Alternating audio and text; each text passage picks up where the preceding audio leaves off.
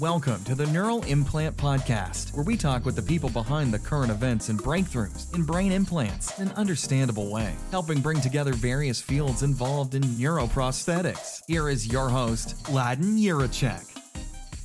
Hello, everyone. Welcome to the Neural Implant Podcast. Today's guest is Ivan Gligorijević.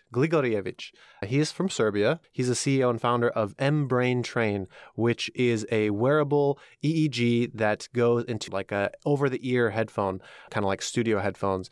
And basically, they do this for research, and they use special electrode sites. So this kind of goes along with some of the episodes we've been having recently, more about wearables and EEG.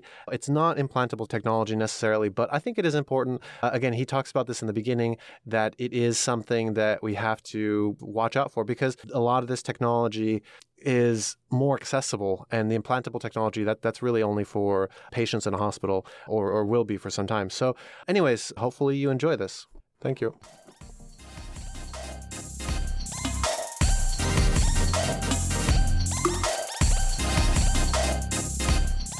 Ivan Gligorijević.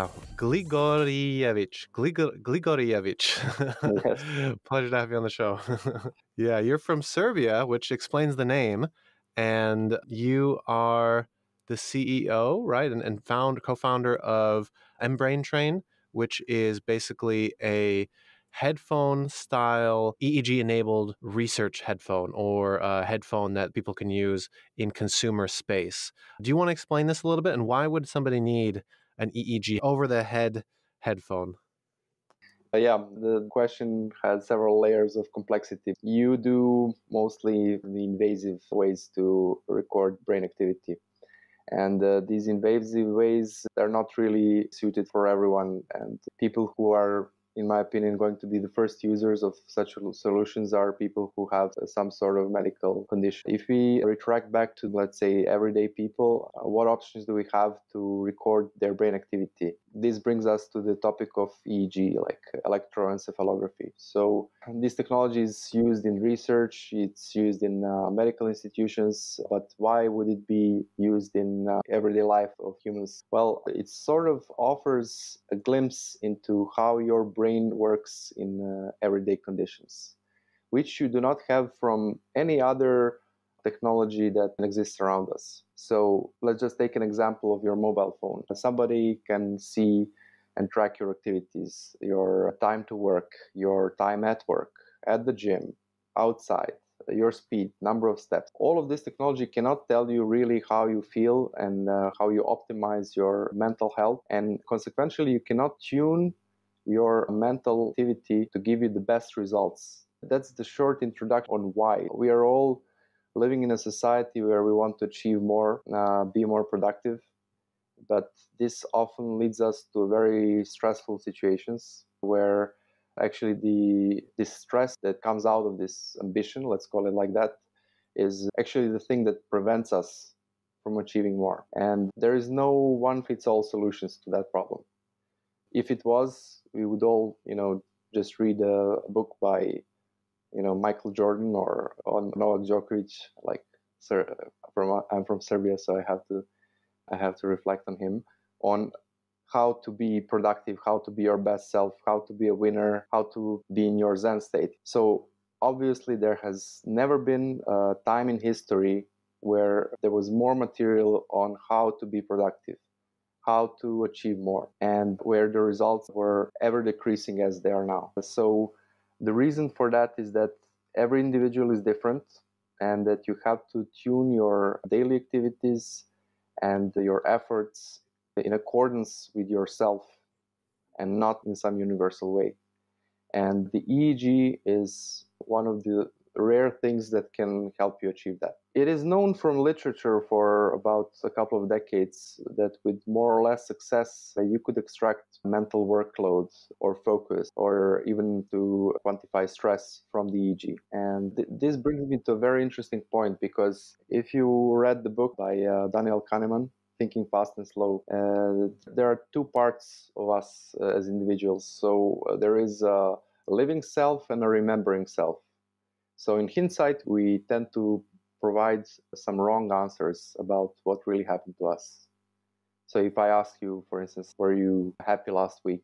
Something that you currently feel may really bias the answer to in some direction. And the only way to go around this is to actually measure how you feel, how you act, how productive you are at the time when it happens. And unfortunately, we are not objective as humans to do that ourselves. And EEG is an objective way to measure some of these things. Now, I'm not saying that all the technology is there. I'm just saying that, in my opinion, we have everything that we need to build up our technology to achieve that goal. So, okay. And so what kind of aims do you hope to have? I mean, do you want to describe the device? You sent me a nice article, and I see it in front of me. It's a over-the-ear headphone that you'd wear to like listen to music, and it has some kind of electrodes coming out. So in the top of the head, it has 3, and then around the ears, it has 3. And then you guys talked about semi-wet electrodes, because of course for EEG, you need to have kind of a saline solution in order to have a good contact with the skin. And so what does that actually mean, semi-wet? And what is the reasoning behind the design of the device? Okay, so let's start from the design of the device. I mentioned that we have a goal to measure your brain activity. Now, traditionally, speaking of non-invasive EEG technology, that has been achieved by wearing a cap with the electrodes over your head. And as you might guess, this is not the most practical thing to do in everyday situations, because, of course, there is and would be a sort of a social stigma to it, and the end would not justify the means. So using a headphone is something on the other part of the spectrum. You're very used to seeing people wearing headphones. And this is what we realized early on and said, okay, it would be great if something that is already accepted as headphones could be used to also measure your brain activity in real time and enable you to use it in real life situations. So that is like the motivation to go with the headphones. As for the electrodes, this is so far a feature. We are a research-oriented company, meaning that we have clients for over 30 countries, and almost all the notable scientific institutions have at least some of our equipment in their labs. So we also started from this research, let's say, strict requirements for data quality. And that indeed brings me to the type of electrodes and the saline contacts that you have to have in order to have this research grade signal. However, this is not always going to stay this way. We're working on technology that will enable soon, I hope, to bring it closer to you or me. And indeed, there are electrodes. They're on top of the headphone. So as you said, a couple of contacts there, a couple of contacts around the ears.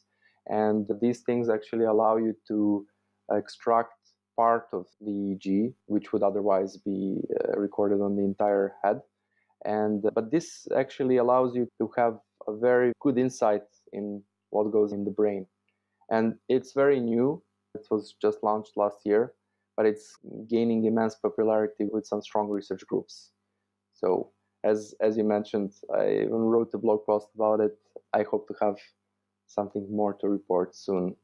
Yeah, it's very interesting. I mean, this reminds me a lot of a company called Halo Neuroscience, and they have kind of a similar product, and it's over-the-ear headphones and with kind of like little spikes, and they call it the brain stimulator that helps you develop muscle memory faster. It's more for athletes and everything like this. But I also heard that they stopped selling this or they went under. How is yours different, and how would you prevent, I guess, your company from failing? Interesting question. Well, yeah, there are many people trying something on similar lines. So let's start from the concept difference. You have active system in the sense that you have some sort of active stimulation to the brain, right? And you have this passive brain-computer interface approach that we are fond of. Now, I'm not an expert in brain stimulation with either a constant current like TDC or TAC, but what I tend to do in these cases where I don't know enough about the topic, I try to talk to people who are in these fields. And what I found interesting is that none of the top researchers that conduct research in electrical brain stimulation actually use this on themselves. And that brings me to believe that this is not really well confirmed scientific field, to put it like that. I'm not saying that this is not working or it will never work. I just believe strongly that there is more to it than just bring it to use, and it is very premature. In other words, you do not control if you do something bad to yourself by using some solutions online, or if you are actually doing any good.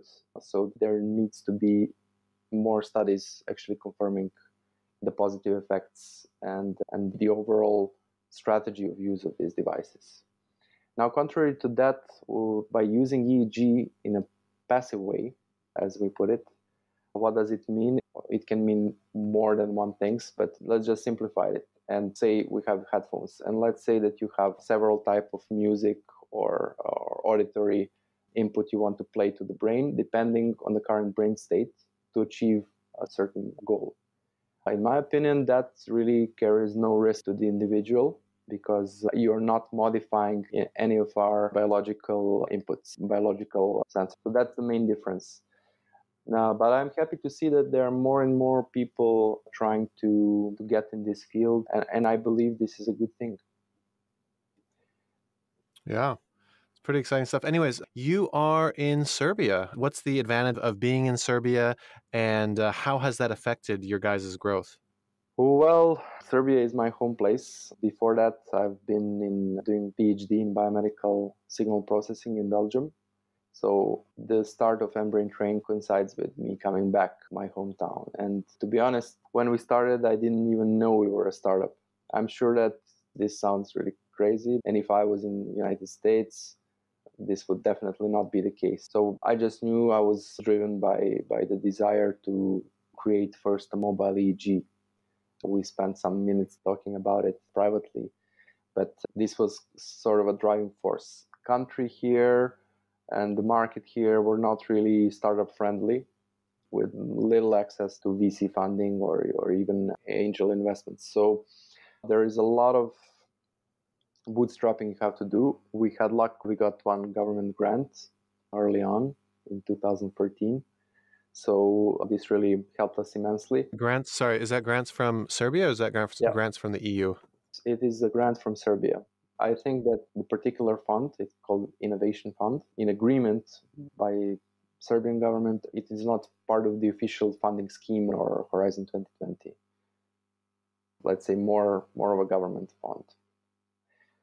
But anyway, we had to bootstrap a bit, and there were quite a few difficult moments there, because there was no way to get some bridge money when that fund started running out, about a year from its start.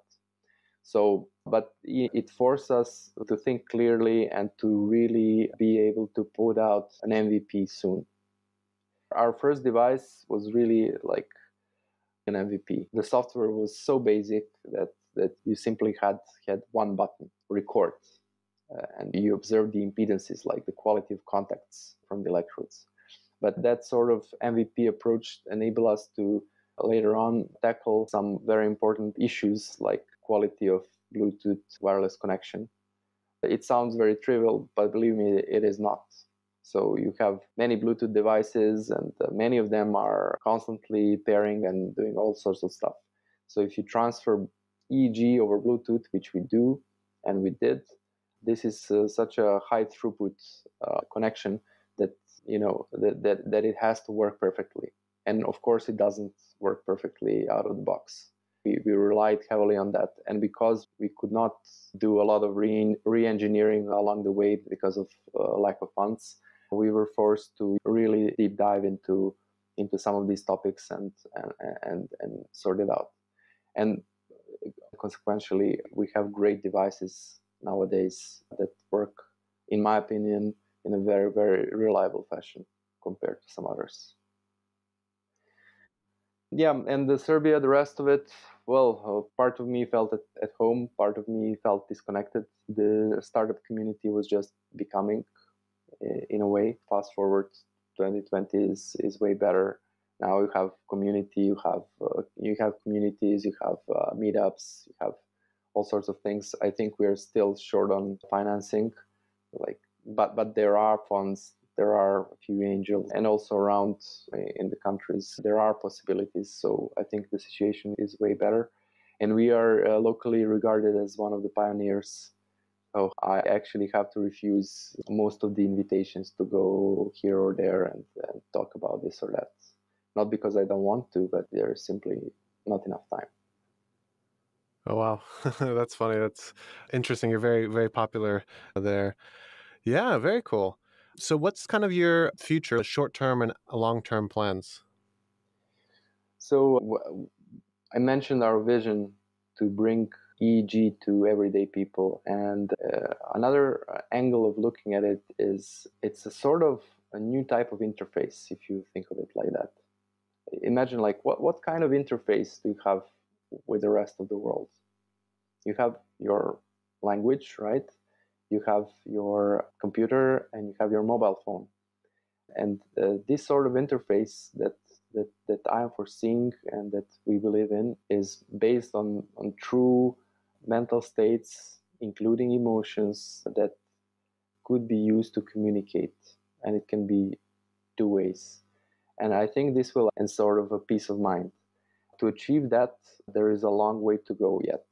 To measure EEG in everyday life situations, the signals that we capture are in the microvolt range. What that means is that everything around you, simple movement, change in sound, temperature, lighting, can disturb those signals. And there is a lot of technology behind the scenes that needs to be developed. Luckily, we are developing it very fast on the electronics, on the algorithms, on the materials like electrodes and so forth. So that once you get your personal EEG device, you don't have to spend your time adjusting to it, because this is not our idea. The idea is that this new type of device doesn't take time from you, but just the opposite, to help you regain some of your time and life back through optimization of your life and work. And let's not forget it, this should be fun. This should be fun experience. So we are getting there. Every year brings us closer. Every quarter there is a small milestone that we cover. We are going to remain in the research space because we believe in a very scientific approach. We believe that the top labs that we collaborate with, they should be also confirming that the technology behind what we propose is sound. And we are going there one step at a time. I'm guessing we are going to see one or two more research headphones. And then who knows, maybe you get to wear one of our devices yourself. Yeah, hopefully. Yeah, I hope. Well, Ivan, this has been excellent. Thank you so much. Is there anything that we didn't talk about that you wanted to mention? Oh, difficult question. It's past midnight here, so it's hard to remember. But it's been a pleasure to me as well. And I'll keep the track of your interesting guests and yourself. So let's keep in touch, and maybe we catch up with some exciting news soon too. Excellent. Looking forward to it. Thank you so much. Thank you. Hope you enjoyed the show and were able to learn something new, bringing together different fields in novel ways. Until next time on the Neural Implant Podcast.